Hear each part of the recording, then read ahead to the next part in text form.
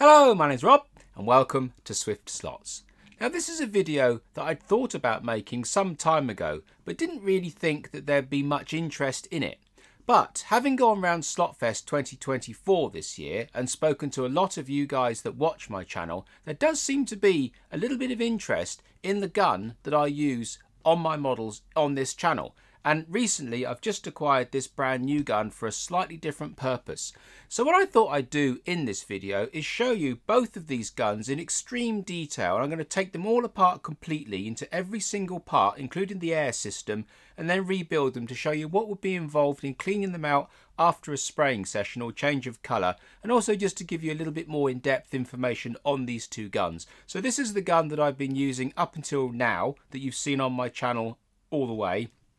And this is a brand new gun that's just turned up to me just literally the other day, specifically to do bigger jobs like spraying larger track surfaces, putting down primers, putting down top coats so you can use a thicker paint. So this is a 0.5 needle and this is a 0.32 needle, 0.35 needle. So slightly smaller work, slightly larger work. The work that I do in slot cars, I don't need a great big gun. I do actually have a touch-up gun for actual car body repair, small panel work. And that's just a little bit too big for what I use in slot cars. But this size air gun, stroke airbrush, is absolutely ideal. And I'll show you this one. And I've already used this one today, in fact, to do a job that you will see in the next video. And it works extremely well and is very well suited for slot cars. So I'm going to get you on the bench and we'll go through both of these spray guns in a bit more detail. So, starting with the gun you've seen me use on the channel right up until this point is my extremely reliable Iwata SPS, the Eclipse SPS. Now I chose this gun because it has a side feed that I really like, that being this little cup, and it goes into the side of the gun like that, and if you want the other hand, you simply swap the cup over and you can pop the little cap in the other side, and then you have a left or right-handed gun. Now Iwata, as well as people like Harder and Steenbeck and Pastiche, they make some fantastic spray guns. They're all about the same as each other. I happen to have chosen Iwata and I'm very happy with the brand, so that's why I have Iwata, no other reason. There are obviously cheap brands out there and so on and so forth, but I lean towards a good quality brush of a known brand and a known history, so if I ever need spares, I know exactly where to get them from. And this gun has actually had some spares recently. After 10 years of use, I've finally replaced the needle and the packing gland that's in the middle, which I will show you in a minute. And the only reason I had to replace those two parts, because after 10 years of doing that, the actual needle started to wear ever so slightly like this, and the packing gland would obviously can't take up that adjustment. You could just buy a new packing gland, but because the needle is slightly bent, or was slightly bent, no new packing gland is actually going to be able to take up that conical taper either end. And I know that the needle was worn because as you push the needle in, you can feel the needle nice and tight until it gets to the point where the packing gland is, and then it gets nice and free, and it's not supposed to be like that. So I knew that after 10 years the needle had finally worn out, and you obviously changed the seal at the same time. Apart from that, this gun has had no new parts on it at all in 10 years, and that really is it really does show the quality of the Iwata brushes. Now, I'm not saying that other brands don't do the same, but you know, I've got an Iwata, I love it, I'm sticking with it. So what I'm going to do is I'm going to pull it apart. Oh, before I do that, I shall show you another reason why I like the side feed gun as opposed to the top feed gun. Now, if you're doing an ordinary size model, I'll use this cup here that comes standard with the actual gun, and in the bottom of this cup you will see that it has, oh, it's actually come out with there. That's unusual, doesn't normally do that.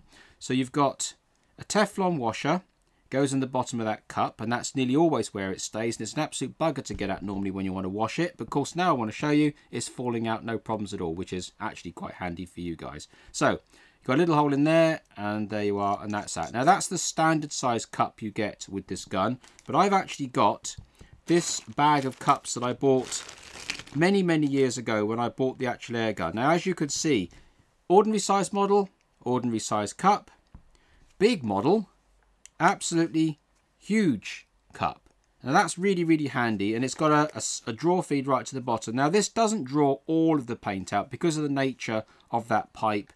Obviously it can't draw every single last drop out does a pretty good job, but it's not 100%. So, you know, when you're doing large areas that, you know, it's more volume than anything else, it doesn't matter if you leave a little tiny bit of paint in there, you know, because the job itself is bigger than it doesn't matter about.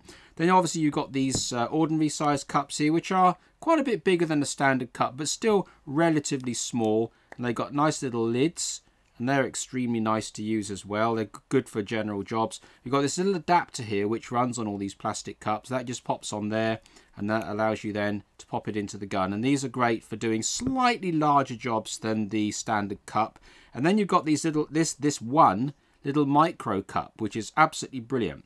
I use this quite a bit when I'm doing indicators and stuff, and that literally holds just a tiny amount of paint, and it's perfect for doing really small jobs. So I find these cups extremely useful. I use them all the time, and they last, well, they've lasted me 10 years so far. There's no reason why they won't last me another 10 years or even more. And to clean them out, you just undo the little screw, and you can pop your little cleaning brush in there and get them out. So these little dental teeth cleaning things are extremely good for cleaning out airbrushes. They're small enough to go right inside these cups. Take out the screw and that'll go in down there, and they go in there as well. They're absolutely brilliant for this sort of work, and they do actually last a long time. I've used this particular one in thinners and all sorts of other nasty chemicals to clean the gun out with, and it's still in as good a condition as it was when I took it out of the packet. So these are really good for cleaning your airbrush. So that's why I like to use a side feed gun, because of the flexibility it gives me in cup sizes. If you had the one on the top, there's only one manufacturer that I know of that has replaceable cups on the top, and that's Harder and Steenbeck, but you're still limited to the size of cups to fit on your gun to the ones that they actually make. But with this gun, as you can see, I can change to any size cup I want really easily, and that's why I like this particular gun. Now, they don't make this SPS anymore. They've actually moved up to the next level of a side feed gun. I'll put a link in the website in the video now, and that's the one that you buy these days, although I think these are still actually available from Japan if you want to order the mail order overseas. So I'll take this one apart now and show you how much I have to disassemble it to clean the paint, and it's not that bad.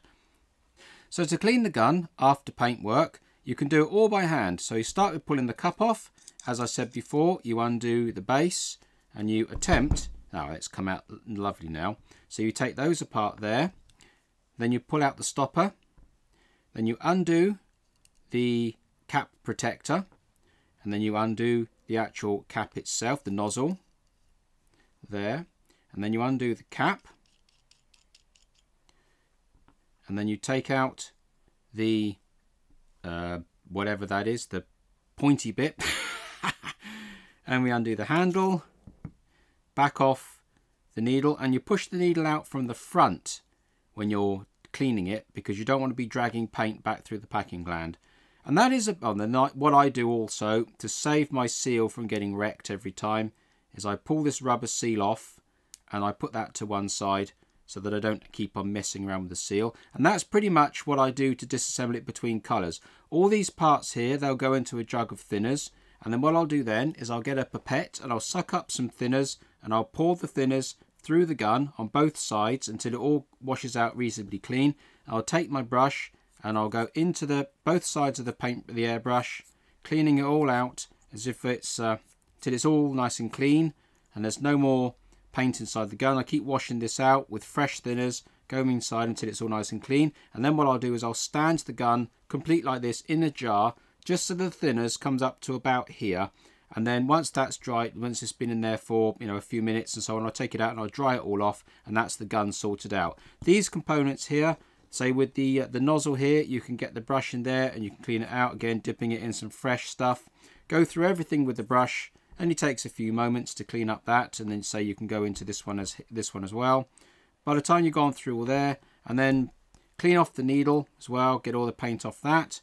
And then you take all these components, put them into a fresh jar of thinners, so it's clean. I have two jars of thinners. I have dirty thinners and clean thinners. So they go into the dirty thinners first, and then they go into the clean after that. But before the gun actually gets disassembled, I'll run thinners through the gun anyway, just one cupful, just to flush out the majority of it. Then I say everything will go into the dirty pot, what I call the dirty pot, give it a clean, and then it'll go into the clean pot, give it another clean, and then you can dry it all and assemble it back to the gun. So taking this gun to the entire strip down, I will show you now how to do that, and it's very, very simple really. So you undo that, and then you can undo the back of the gun here, and there's not much going on in here at all, and you've got your piece there, your spring, and that piece there. Now this is a nice thing about this gun, other brands aren't the same. You've actually got this little piece here attached to the gun, so it's never come off, it never will. Then we take out the trigger, and then we can undo the quick fit, and in here we have the air regulator side of it, or the air valve, and I will take that out now.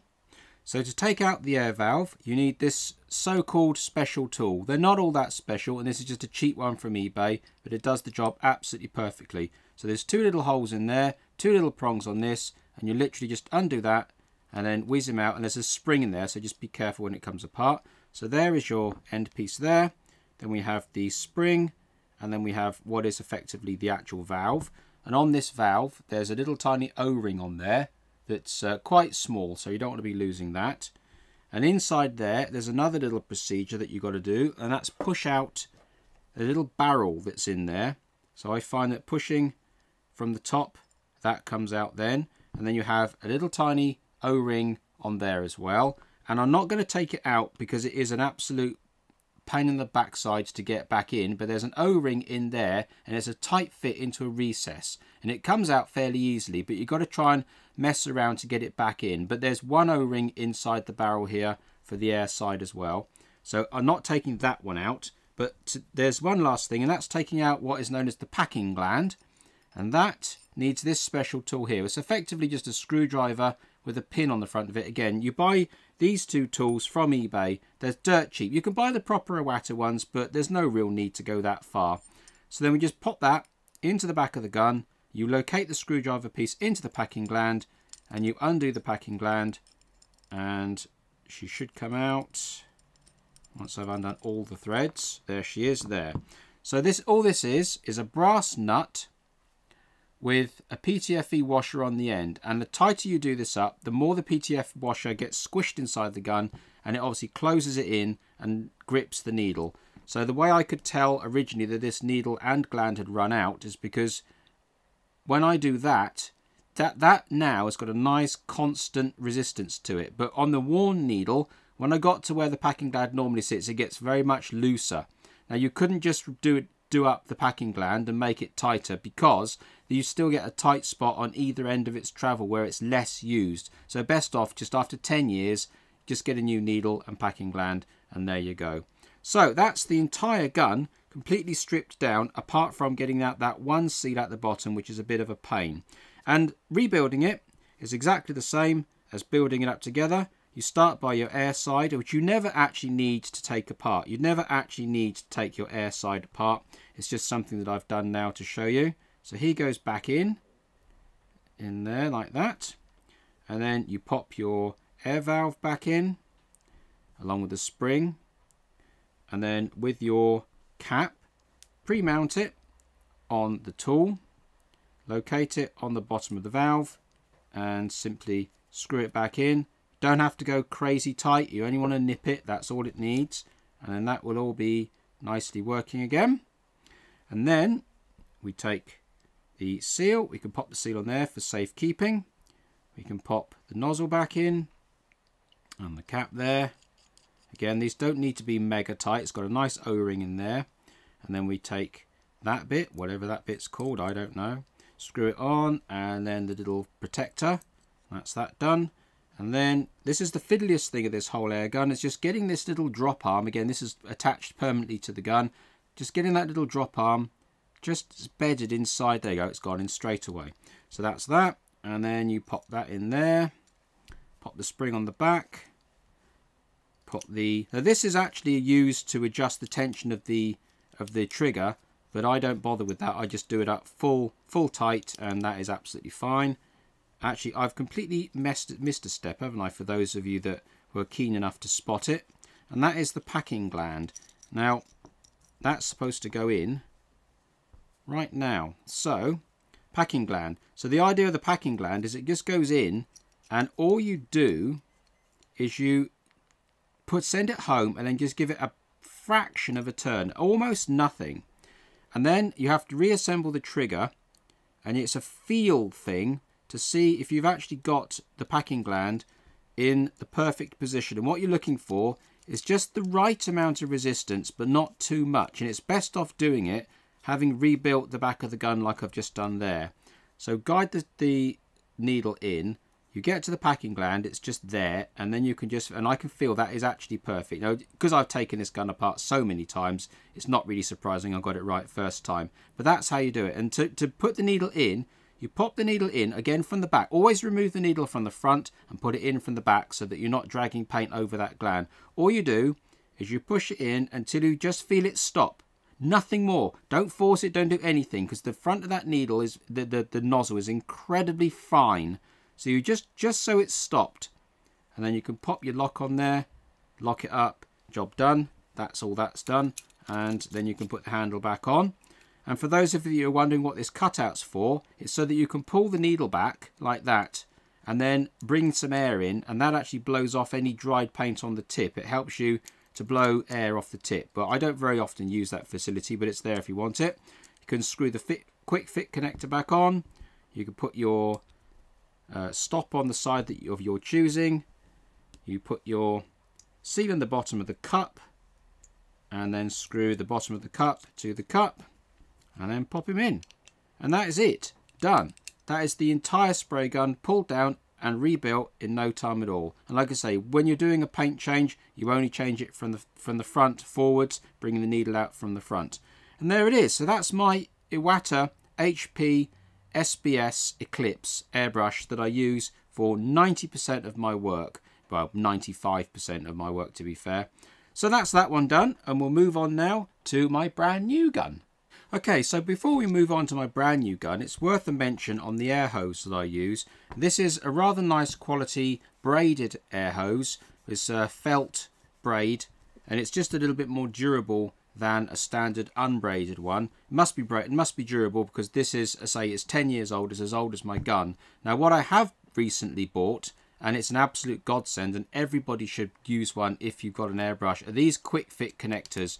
I can't tell you how useful these actually are. They are absolutely fantastic. And I've been fighting with my air gun for the last 10 years with regards to putting the air gun down and having to unscrew this cap. And when you've got a non-adjustable, this piece here, down here, so when you've just got your hose like that, and you have to screw that hose to the bottom of your air gun, when you screw it on to the bottom of the air gun like that, it makes the whole gun very rigid, and you can see it's lifting all of this cable here, and that's always fighting against your hand. So you have to get the angle, you have to slacken that off and get the angle of where your hand is most often positioned, and then nip it up, and then hope it doesn't twist the gun. And it always puts strain on your wrist. It's not much, but it's just there. It makes it inconvenient.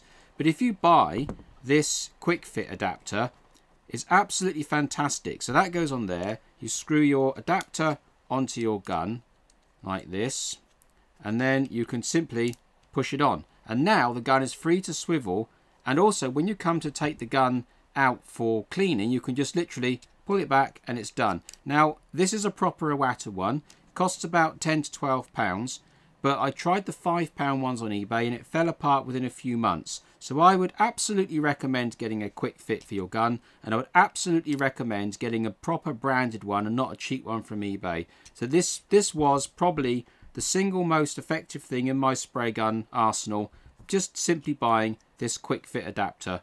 Absolutely brilliant on a number of different levels. So here is my brand new airbrush, the Iwata HP TR2, and this is the 0.5 needle, as I said earlier on, and this is for doing large areas. Again, it's a side feed cup, so I can use all my side feed bottles if I need to, and I can go as big as I want because the bottle isn't attached to the gun. So here we are, here it goes, my brand new Iwata. As you can see, it comes beautifully packaged like an absolute jewel. Here is the gun, and it's very, very heavy. It's a much, much heavier gun than my little Eclipse. And as you can see, it's a trigger style. Now, would not necessarily my choosing being a trigger style, because it necessitates the need for an extra part, which I'll show you in a second, but it's a lovely thing, and that's the way it is. And then in this particular package, you get a very nice water trap which goes onto the bottom of the gun. I've never actually had a water trap independently because I've got one fitted to my spray setup, but that's quite a nice one to have, and it does kind of forms a bit of a handle on it, but I probably won't use it for that. I'll show you why in a second now. But it's a nice thing to have, and it's a proper Iwata one, so it's a very high quality filter. And then you have this beautiful cup, so, and a lovely friction fit lid on it. So there we are. That's a very, very nice cup. I don't know what size it is, but compared to my Eclipse one, you can see just how big they are. Now you could probably fit this onto my Eclipse, looking at it. Yes, you can. There we are. Being Iwata, look, it all fits in perfectly. And then conversely, I could fit my small Eclipse one into that. There you go, beautifully. Now why you would do that, I don't know, because this is a really paint demanding gun, so that you would suck that dry in 2 seconds flat. But anyway, so that you can do that if you wanted to. Now underneath this layer here, I will show you what else I bought for this gun. The actual gun itself comes with a piece of some lubrication for the needle, and also this tool, which I'm going to need in a minute for removing the nozzle. The nozzle is very, very small. I've got my spray pattern that allegedly this gun did when it was new. I've got a very nice sticker. Again, manufacturers, we all want stickers. And then the bit that I bought to go with this gun is this handle. This is a genuine Iwata spray handle for not just this gun, for many other guns as well. Not even necessarily Iwata brands, but this handle is extremely good. So if I take that nut off there, you can see where I'm going with this.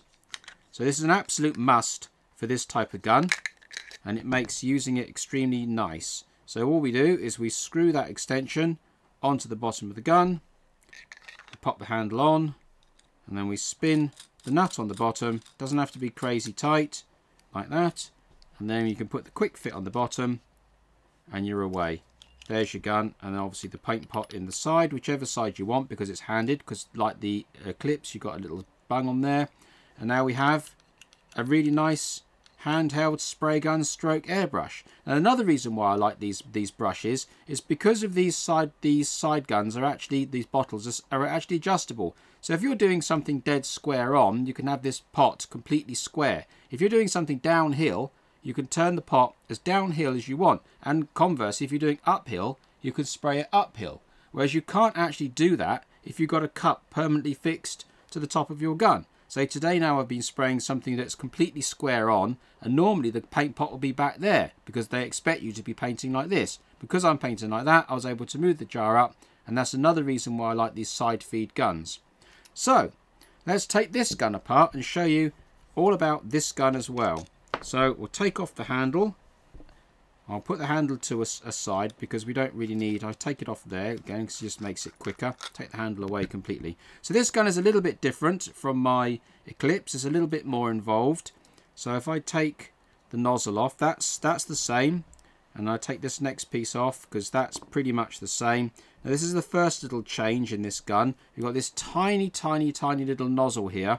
And I'll take that out in a second actually. So we take the back end of the gun off, put it in there. Undo the chuck there, and now I'm going to just undo this nozzle with this little screwdriver that it comes with. It is almost no pressure at all, and then you'll see just how small this needle is. This tip here, there he is there. Tiny, tiny, tiny little tip. You have to be extremely careful with that. You don't want to break it or lose it. But again, a decent quality Iwata, that'll be made out of some decent material, so it's not too bad. Again, push the needle out the front of the gun, and there's your needle there. Take out the little cap there, and then I'm going to start with the handle, and none of these screws need to be particularly well tightened up. Apologies for my rather crabby looking screwdriver, but it does actually fit these threads extremely well, hence the reason why I tend to use it and not anything more posh. So that little bar comes out there, and then you take your trigger out. That's pretty easy to do. We can take the chuck out there, undo the back of this gun here, and unscrew that cap. And there's nothing to that cap, it's just a cap. Take out the spring, and then we've got this sliding thing, whatever. I don't know the name of any of this stuff, but I know how to use it. And then this is weird, this is a very large flathead screwdriver that goes in there, but you can actually get it out with an ordinary flathead. You can just put it into one side and just give it a little bit of a twist, and it will actually come out quite happily. hang on, correction. There's a little screw down here. I forgot to undo that. That's very, very important. So there we are. So just undo him, and now the back screw will come out, no problems at all. So there's your little screw there. Now you can pop your thing in there, and now it will come out super easy. There we are, and then you can do that the last by hand. So none of this stuff is tight, so you don't need to exert huge amounts of effort into undoing it. And note the little hole in the bottom of that, because that screw goes in that hole. So when you screw it in, you don't screw it in all the way. You screw it in until you see it coming through that hole. Then you can pop that screw through. So that's that out. And then you can pull out, and then you undo this here, the air side. So this is all in one, this air side, which is quite nice. Now you can pull this piece out, and the spring comes out with it. And that just slides out there, and that's your main piece in the back of the gun. And then there's one other piece in here, which is the little plunger. I push that out. This is going to be an absolute pain to put back in, but they do go in and out. So where is he now? There he is. So that's your little plunger there, which pushes down on your air valve and slides on this little ramp there. So that's him. And then there is one more seal inside there, which can come out, but I'm not going to bother taking it out because it's just literally an O-ring that's in the bottom there. And here is the packing gland for your needle in here. Really easy to get out, this one. And there is your O-ring. I'll take it out with the needle because I think it might be easier to do that way. So there we are. You can see the little O-ring there that goes inside. It's a little bit different from my Eclipse, because the Eclipse has a Teflon top hat, whereas this one's an actual O-ring. So if I put him back together like that, it goes back in automatically. And then there's one other thing inside this gun, and there's a little PTFE washer in there. I wonder if I can get him out. He normally comes out.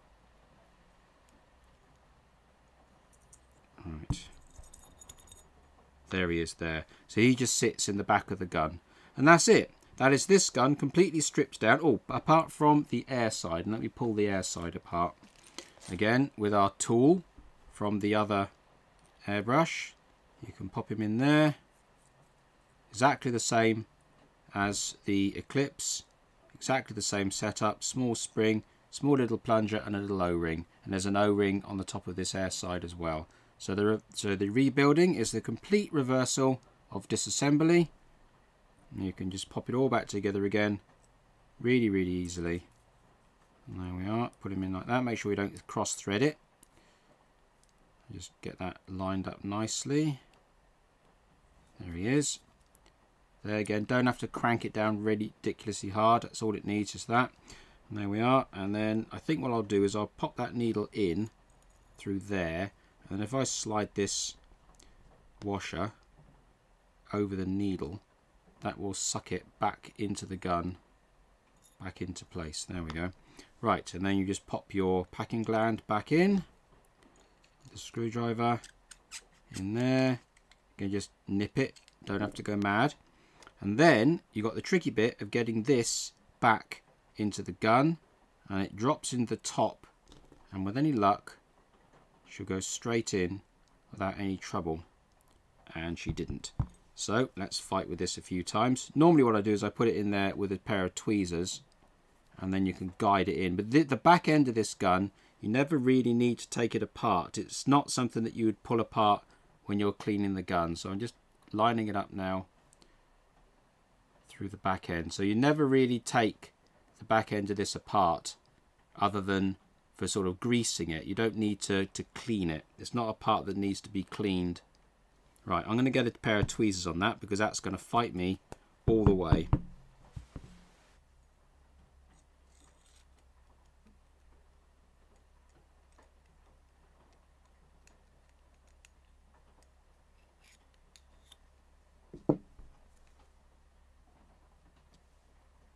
And there we are. After an extremely long time messing around, I finally managed to get that little bar back in that hole. Now, it's not difficult to do, it's just tricky. I don't recommend you take that out too often because it's a complete and utter pain in the backside to put back in.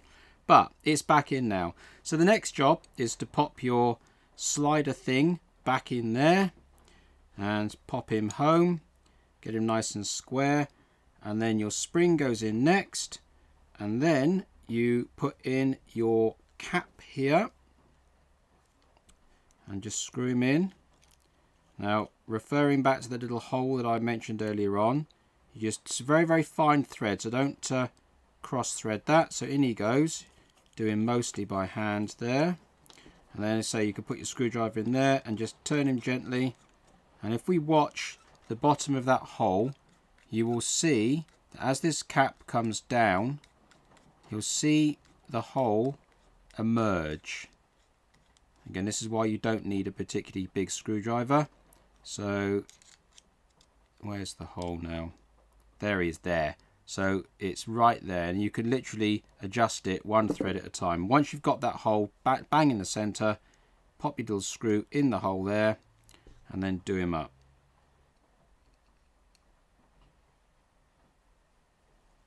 Like that. Again, you don't need to crank these things down. Just need to give it just a gentle nip is all it's needed. So once you've got that all in place, and this goes back in there. There's a flat on there which locates on that screw head, and then your spring, and then your cap, like that. And then we can move to the front of the gun. I put the tip in, and it's very, very fine, so you've got to be very, very careful with this. And you don't want to be cranking this up too heavily either. So that's that, and then with your little screwdriver, little spanner here, find the threads. Where's the thread? There it is. And just literally it's a little bit of pressure and nothing more, just a little tiny nip. And then to protect that needle, I'm going to, that tip, I'm going to put the cap on, and then put the cap protector on, and then I'm going to thread the needle in. And I'm going to put that clamp on. Again, just when you push the needle in, just snug it up the same as the other airbrush. Put the cap on over that side there, the end of the handle. I'm going to put my little stopper in. And there's a little flat piece on there, so that just goes either side. And the bolt goes straight in there. It does help if I put the handle on the trigger on the right way round. He goes in there. And then you just screw him up as well. Again, you don't need to go mad, just a little nip is all it needs. And then you can screw your air valve back in there. And I can put the handle back on. Quick fit. Cup. And there you are. Back to an airbrush again. Simple as that. Now when you clean this airbrush, all you actually need to do is clean the pot and take off this front end. You don't need to take off any of the back end. The packing gland is quite a nice fit, so nothing backwards from the gun should get dirty. So all you need to do when you're cleaning it is literally just remove these few parts here, and obviously take the needle out and remove that tip, and then you can get your cleaning utensils into the front of the gun, through here, and then through the hole that the tip has left when you take the tip out. You can get your needle in there, wash it through just in the front end of the gun, and that's all you need to do to clean this gun out when you've finished your spraying. Other than that, it's much the same as my smaller Eclipse. And there it is. They're very, very simple to take apart, very, very easy to use as well, and any spares that you need are all available. Because it's Iwata, they'll always be available. They've always been available, and no problems whatsoever. And they're a super easy gun. All the threads are beautifully cut. There's nothing grindy or graunchy. They're all really, really nice. So the only tricky thing with taking this gun apart, as much as I did, is popping that little valve back in through, because it's basically a tunnel and you've got to try and find the hole. But that's the only thing that's a problem with this gun. But it's not really a problem because you never take apart the back end of this gun, maybe once a year for servicing, and that's your lot. So that's my brand new TP TR2 airbrush for doing very large surfaces. So there it is, my 2 airbrushes in total. Now I understand that this video is not going to be of interest to many people, I get that, but in case you were interested, there it all is, laid bare for you to see. So if you've enjoyed this sort of content, maybe you'll subscribe, and if you hit the little bell button, that would be awesome. So until the next time, thank you very much.